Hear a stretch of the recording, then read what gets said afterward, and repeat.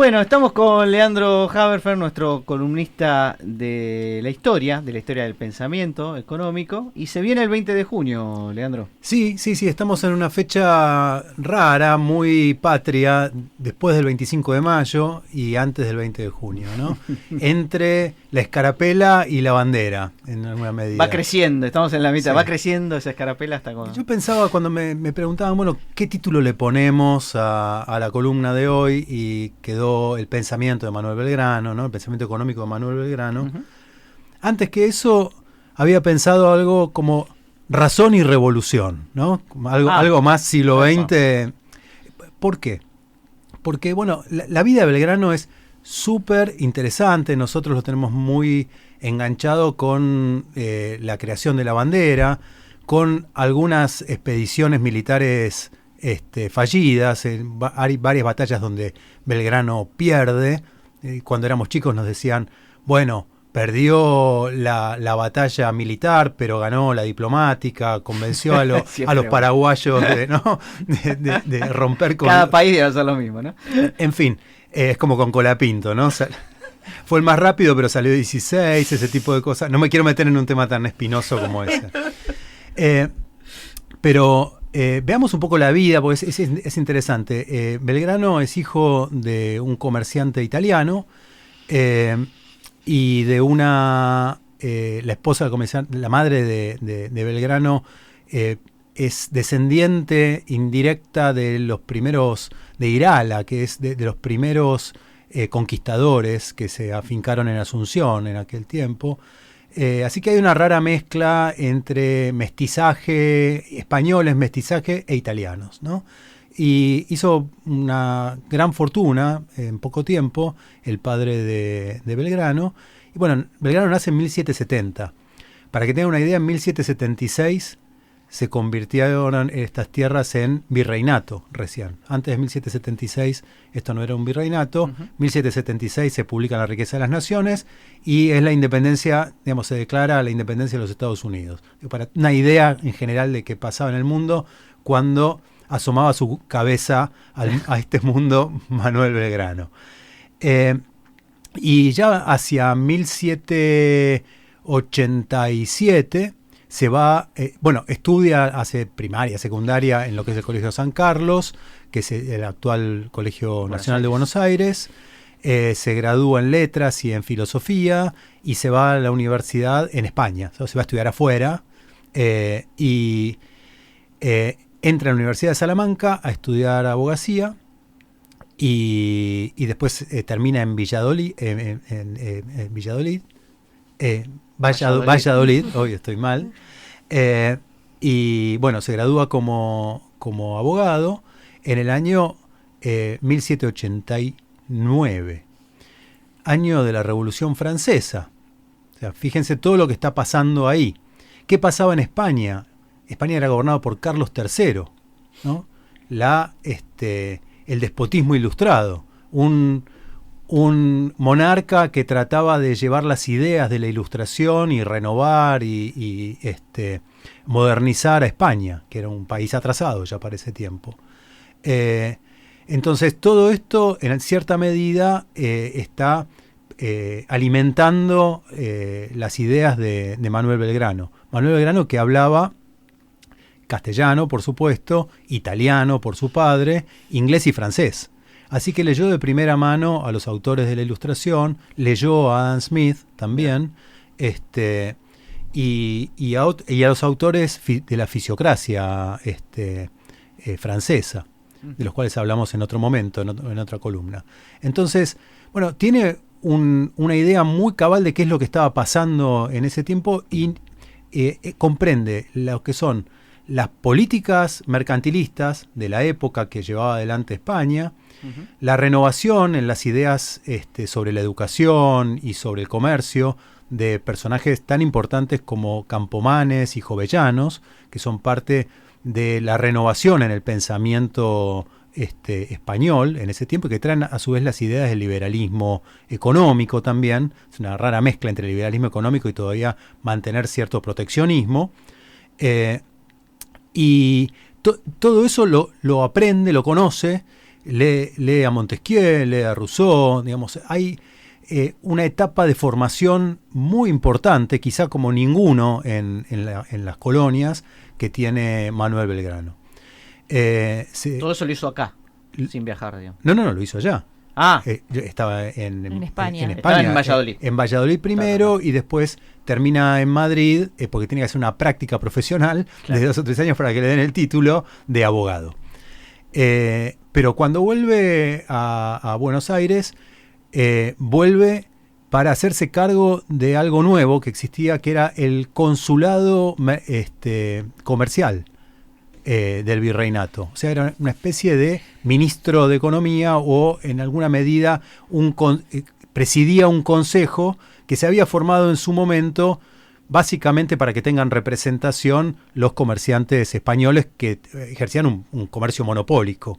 Y él ahí pelea permanentemente con la mesa de conducción de esos comerciantes, porque él lo que quiere es fomentar la competencia, abrir un poco. Claro, y ahí le decían: Belgrano, no te llevamos a Argentina para esto. No, para nada, claro. Tremenda situación, pero él tensa permanentemente y lleva la idea de que hay que formar al pueblo. Hay que formar a los productores. Los productores no pueden producir a partir solamente de la tradición, de que lo hago igual que lo hizo mi abuela. A mí me dijeron que se hace así y yo lo sigo haciendo de la misma manera. No había ninguna forma de introducir la racionalidad en la producción, la eficiencia y el cambio técnico. Entonces todo eso él trata de armar algún esquema en el que pudieran aprenderse nuevos oficios, como el del dibujo, el dibujo técnico, la náutica y otras cosas que pudieran dar trabajo en aquel momento. Así que, lo digo porque es interesante de dónde viene, ¿no? Uno dice Manuel Belgrano, la bandera, un tipo que se lanzó a conducir un ejército sin ser militar, pero tuvo todo esto. Digamos, vio en su momento lo que fue la Revolución Francesa y los cambios que se estaban dando en Europa. Por otro lado, tenemos lo que pasó en Buenos Aires, que fueron las invasiones inglesas. Uh-huh. Así que él también fue parte de la resistencia, todo lo que pudo. Terminó exiliado y volvió después de la Reconquista, pero participó de todo ese movimiento. Y por último, desde el consulado fue un espacio en el que él pudo nuclear también, un espacio físico, pudo nuclear el pensamiento de los que iban a ser los revolucionarios de Mayo. Así que ahí hay mucho movimiento político y una idea de cambio estructural de la economía colonial que se necesitaba para que Argentina, lo que iba a ser Argentina fuera una nación. Aprovechando la situación de que había sido invadido España por Napoleón y que Fernando VII había sido apresado, todos sabemos lo que pasa en 1810, pero Belgrano aprovecha esta situación para discutir el modelo posible que podía tener el gobierno de Sudamérica en particular. Se había formado una junta en España y una junta en Cádiz con representación de españoles que sentían que el poder había vuelto al pueblo. Uh-huh. Y en América se van formando juntas en toda América, entre ellas nuestra primera junta del 25 de mayo, con la idea de que también el poder en las colonias vuelve al pueblo en tanto el rey está preso. Así que a partir de eso, en cierta medida, y buena parte de la junta, de la nueva junta que se forma, está conformada por partidarios de Belgrano. Belgrano en ese tiempo intenta un cambio en la medida en que el rey o el emperador de Portugal, que se había mudado justamente por acción de la invasión de Napoleón a Río de Janeiro con su esposa. La esposa se llamaba Carlota Joaquina y era la hermana de Fernando VII. Entonces una de las ideas que tuvieron fue convencer a Carlota Joaquina de que se conformara, digamos, que fuera la referente, que el nuevo gobierno generara una lealtad hacia esa nueva reina y con la posibilidad cierta de quedar en manos de Portugal, ¿no? Todo esto, cosa que hubiera violado tratados internacionales, por ejemplo el Tratado de Tordesillas, ¿no? Y con la idea, todos ellos, de armar una especie de monarquía constitucional para estas tierras. Y ahí se arma un partido político conducido por él, que es el carlotismo, ¿no?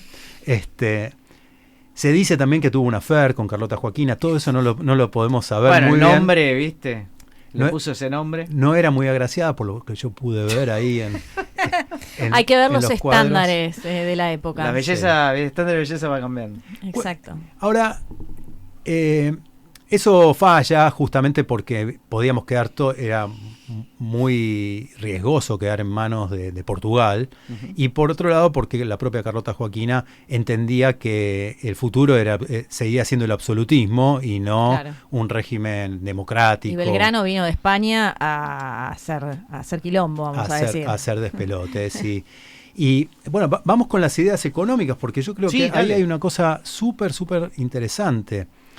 Él es muy ecléctico y pragmático. Él entiende que tiene que incorporar lo mejor de las cosas que fue aprendiendo en Europa para la situación colonial, que era una situación original, distinta. Entonces, bueno, por un lado, sostiene que hay que desarrollar el trabajo agrícola y sobre todo que en ese momento no se desarrollaba en el territorio nacional. Porque piensen ustedes que acá lo que se producían eran cueros, se curtían cueros y se exportaban, ¿no? Más ganado que agro. Sí, y tampoco demasiado la carne, porque se pudría rápido. O sea, lo que había era, se mataba una vaca se mataba para sacarle los cueros, claro. Una locura. De eso se trataba. Entonces, dieta bien proteica en ese momento los futuros argentinos, ¿no? Como se comían toda la carne acá y exportaban el cuero. El cuero, sí, piensen ustedes, Rosas, claro, grandes ganaderos, ¿no? Sí. Eran ganaderos, pero que lo que hacían era la saladeros, tenían saladeros por un lado de la carne para que se mantenía así, y de cuero, sobre todo se exportaban los cueros. Entonces, lo que promovía él en principio era, por un lado, una apertura comercial, poder comprar allí en el exterior donde las cosas fueran realmente más baratas, porque comprar solamente a comerciantes españoles. Pero por otro lado, no importar cosas que nosotros podíamos producir o se producían en el territorio nacional, porque eso lo que hacía era deprimir la economía y generar desempleo. Por otro lado, desarrollar las actividades agrícolas, y para eso había que, entre otras cosas, enseñar a trabajar la tierra, porque realmente se trabajaba de manera tremendamente ineficiente. Y por otro lado, él entendía que estaba mal distribuida la tierra. O sea, por un lado estaban los consejos de cómo trabajar la tierra, trabajaron muchísimo en eso los fisiócratas, pero también en España había tratado sobre reforma agraria, y él lo que pensaba era que todos teníamos derecho a trabajar la tierra, y que lo que había que hacer era redistribuir la tierra ociosa.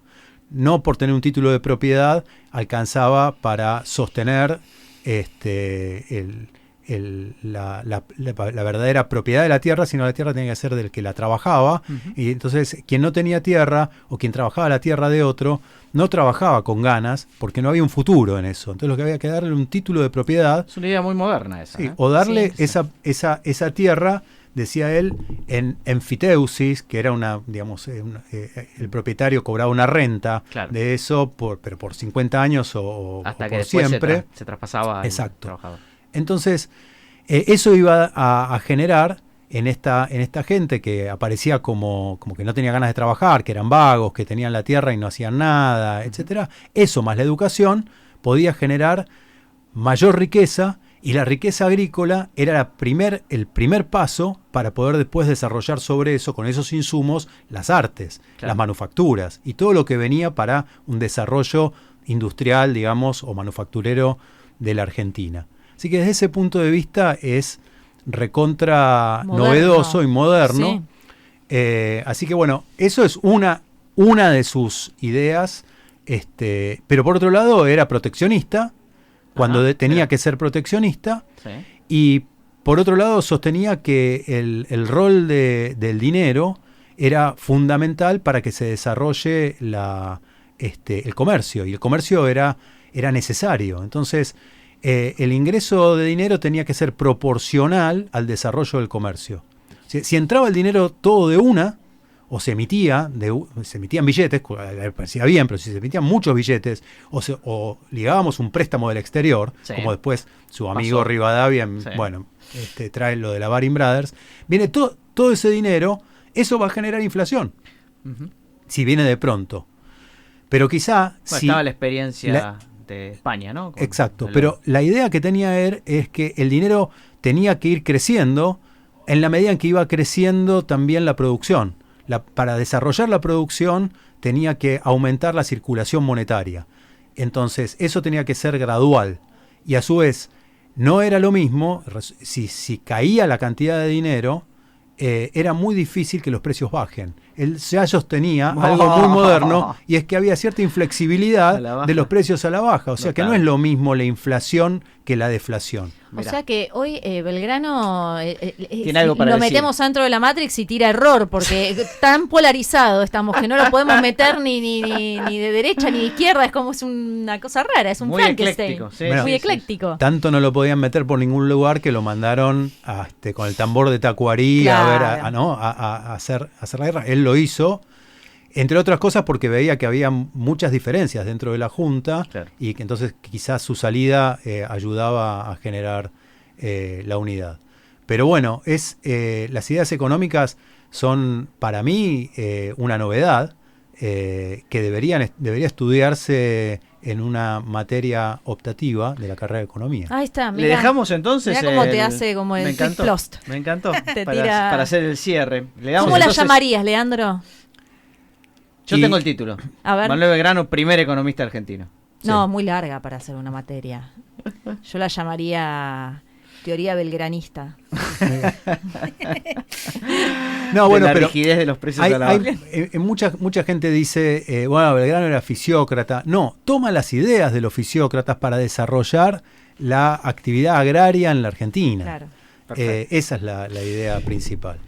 Manuel Belgrano, le dejamos el título de primer economista, aunque todavía no estábamos nosotros. ¿Te parece bien? Totalmente. Bueno, se lo merece.